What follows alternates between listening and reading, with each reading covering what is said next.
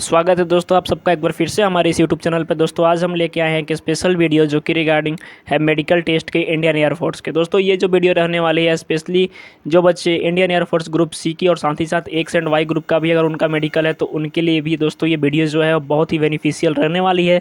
तो अगर आप हमारे चैनल पर नए आए हैं तो चैनल को सब्सक्राइब कर लीजिएगा ताकि आपको आगे आने वाले जितने भी अपडेट्स हो इंडियन एयरफोर्स के रिगार्डिंग सबसे पहले मिले। तो चलिए दोस्तों वीडियो को शुरू करते हैं। सबसे पहले दोस्तों बात करें मेडिकल टेस्ट की तो ये होता है आपका स्टेज 3 में। मीन्स कि स्टेज 3 में आपको जो होता है मेडिकल टेस्ट कंडक्ट करा जाता है।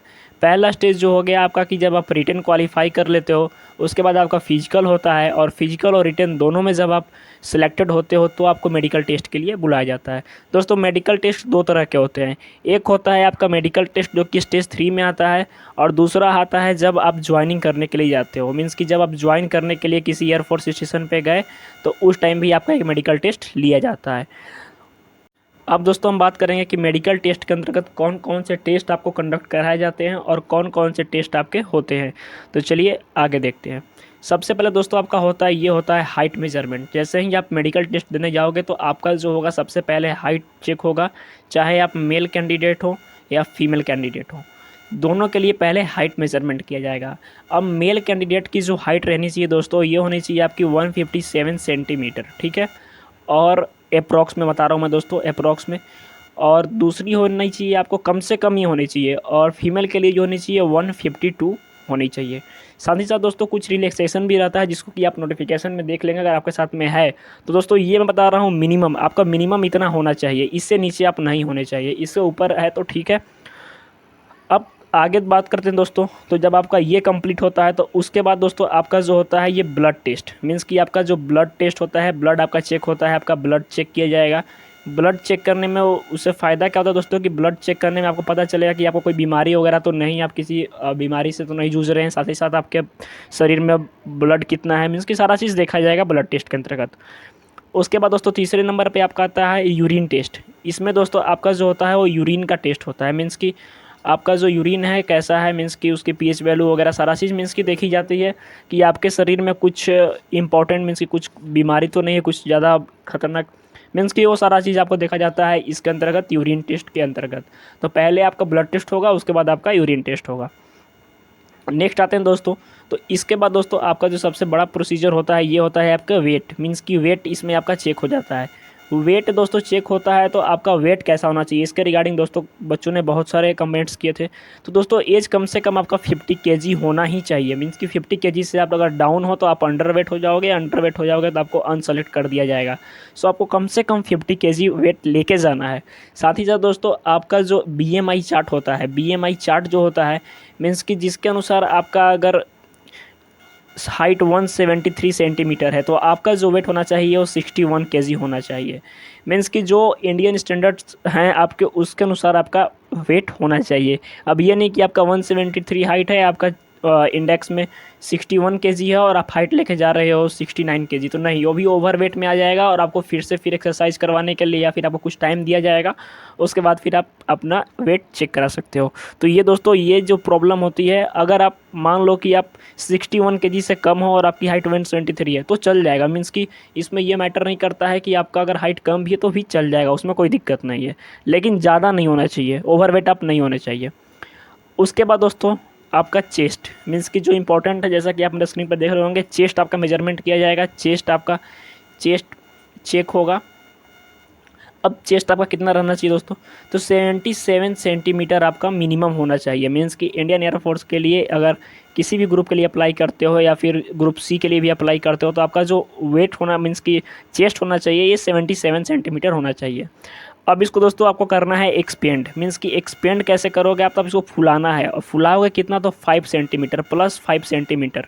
मीन्स कि अगर आपका 77 सेंटीमीटर आपका चेस्ट है, ठीक है, 77 सेंटीमीटर आप फुला ले रहे हो और ये नॉर्मल होना चाहिए आपका, प्लस इसमें 5 होना चाहिए। मीन्स कि 5 इसमें बढ़ना चाहिए। मीन्स कि 81 82 के आसपास आपका चेस्ट होना चाहिए जब इसको आप फुलाओगे तो, ठीक है।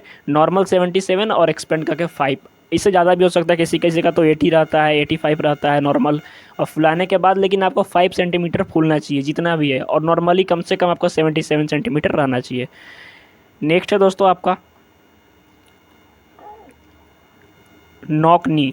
नौकनी दोस्तों ये बहुत बड़ा प्रॉब्लम होता है बच्चों में कि नौकनी कैसे देखें, अपना नौकनी कैसे चेक करें, कैसे ठीक करें। तो दोस्तों नौकनी के लिए जो परफेक्ट पैर है, जैसे कि आप मेरे लिए देख रहे होंगे ये वाला, ये दोनों दोस्तों कंडीशन में आपको अनसेलेक्ट कर दिया जाएगा। मीन्स कि अगर आपका यहाँ पे ये जैसे मेरा स्क्रीन के ऊपर देख रहे होगे आप, यहाँ पे ये जो पार्ट आप देख रहे हो टच कर रहा है, ये वाला पार्ट जो ये टच कर रहा है मीन्स कि, तो इसको आपको टोटली अनसेलेक्ट कर दिया जाएगा, मीन्स कि ये सेलेक्ट नहीं होगा। दूसरा है कि अगर आपके पैर के बीच में जो गैप है दोस्तों ये अगर ज़्यादा है, ये मीन्स कि गैप अगर ज़्यादा है तो भी आपको अनसेलेक्ट कर दिया जाएगा। तीसरा दोस्तों कि आपका ये पैर जो होना चाहिए एकदम नॉर्मली कर्व्ड होना चाहिए, ठीक है। साथ ही साथ आपका ये बीच में आपको गैप रहना चाहिए, मीन्स कि बीच में एक स्टिक डालेगा और स्टिक डाल के चेक करेगा।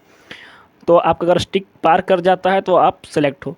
उसके बाद दोस्तों बात करता हूँ मैं कि अगर आपका नौकनी है तो आप इसको कैसे दूर करोगे। तो दोस्तों रात के टाइम में जब आप सोते हो, रात के टाइम सोते समय जो ये दोनों घुटनों के बीच में आप एक तकिया पिल्लो रख लोगे, ठीक है।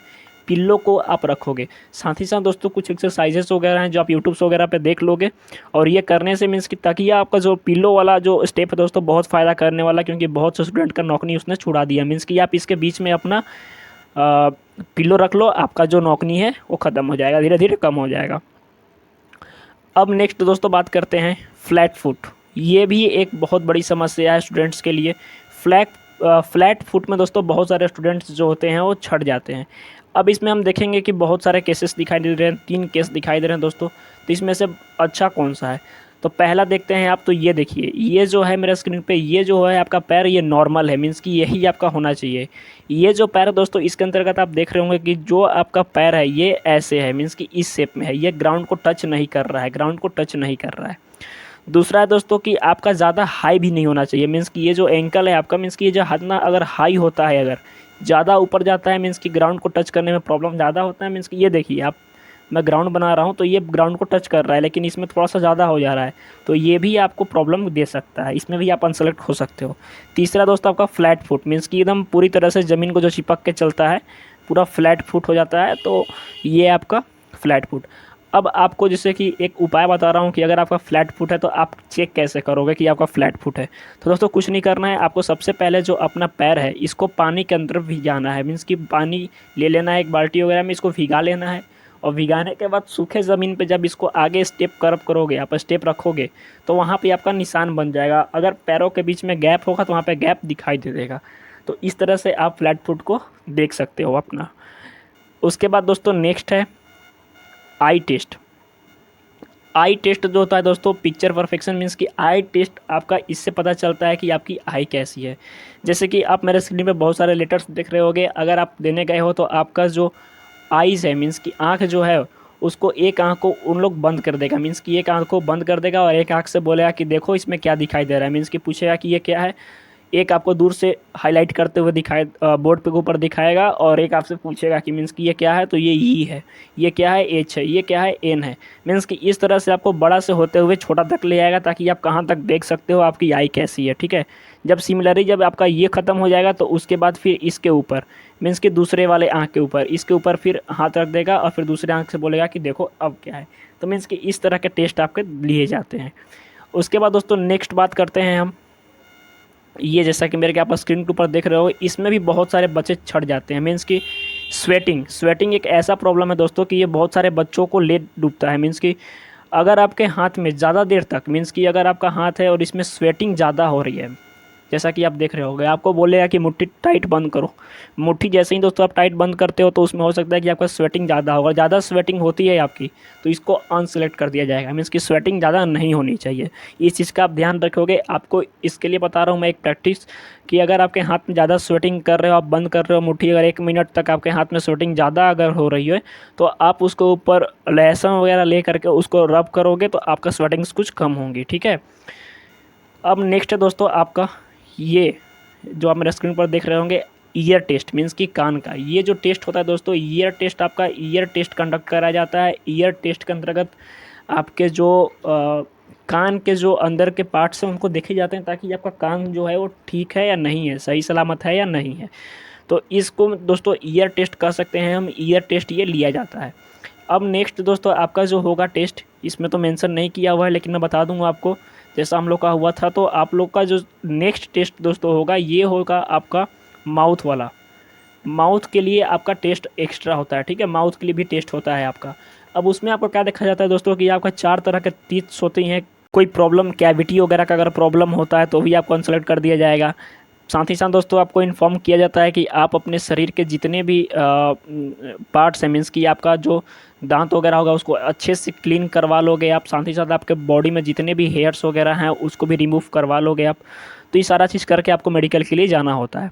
दूसरी चीज़ दोस्तों कि माउथ में आपको ज़्यादा प्रॉब्लम नहीं होनी चाहिए, मीन्स कि कहीं कहीं किसी किसी के दांत में प्रॉब्लम्स होती हैं, तो उस तरह के प्रॉब्लम्स आपको नहीं होनी चाहिए।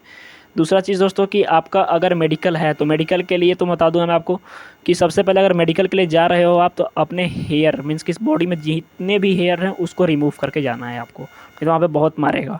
दूसरा आपका हो गया, आपको दोस्तों ज़्यादा मीन्स कि पानी वगैरह ज़्यादा आपको ये नहीं कि वेट बढ़ाने के लिए ज़्यादा खा पी भी लेना है तो भी दिक्कत होगा आपको, ठीक है।